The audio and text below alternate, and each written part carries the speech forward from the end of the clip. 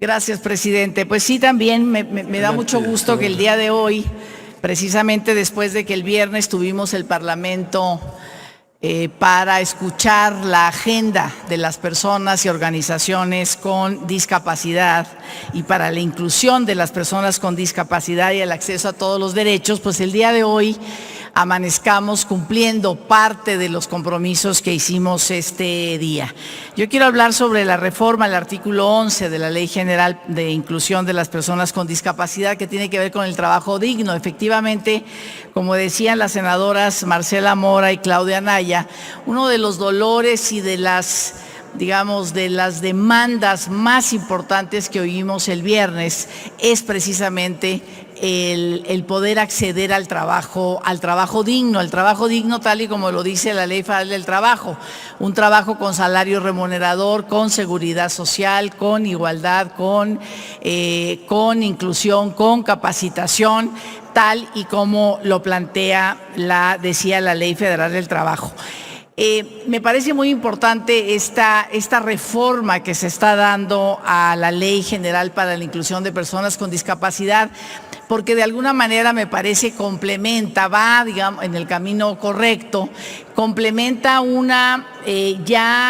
dictamen que tenemos en la Comisión de Trabajo y que ya fue votado también o trabajado en la Comisión de Estudios Legislativos Segunda, me parece también con la senadora Ana Lilia, en el sentido de plantear una acción afirmativa, una reforma a la Ley Federal del Trabajo para que en todos los centros de trabajo por lo menos el 5% en centros de trabajo de mayor de 20 trabajadores, trabajadoras puedan tener el 5% de personas con discapacidad. De 20 trabajadores estamos hablando de una persona.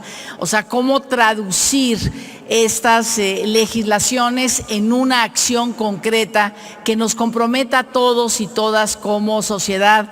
Ya lo decía aquí la senadora Claudia Anaya y creo que es algo que nos tenemos que preguntar. Yo no lo tengo, lo digo claramente, por lo menos una persona, hacer un esfuerzo para que en mi equipo esté una persona con discapacidad. Y me parece que de esta manera podemos hacer estas reformas poniendo el ejemplo, ¿no? Siempre poniendo el ejemplo de qué hacer. Entonces decía que esta reforma a la ley es un gran paso para remover estos obstáculos y reducir las brechas de participación laboral, contemplar un trabajo para personas con discapacidad, como decía, con capacitación, salario remunerador, condiciones accesibles, seguras y saludables para seguir los lineamientos de la Organización Internacional del Trabajo.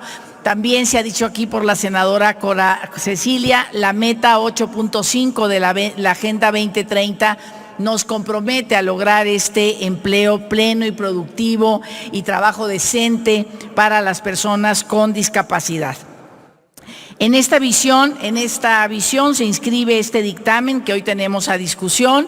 Con este dictamen me parece también se corrige esa visión asistencialista que ya no queremos tener cuando hablamos de apoyar a sectores vulnerables como las personas con discapacidad.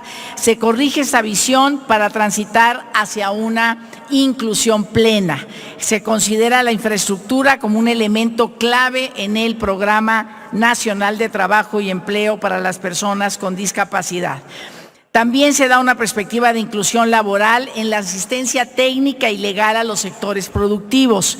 Esto último es muy importante. Sabemos que hay disposición en muchos empleadores, pero para incorporar a personas con discapacidad, pero muchas no saben cómo hacerlo. Entonces la inclusión requiere, por supuesto, la intervención de instituciones como la Secretaría del Trabajo en la capacitación y en el diálogo con los sectores productivos.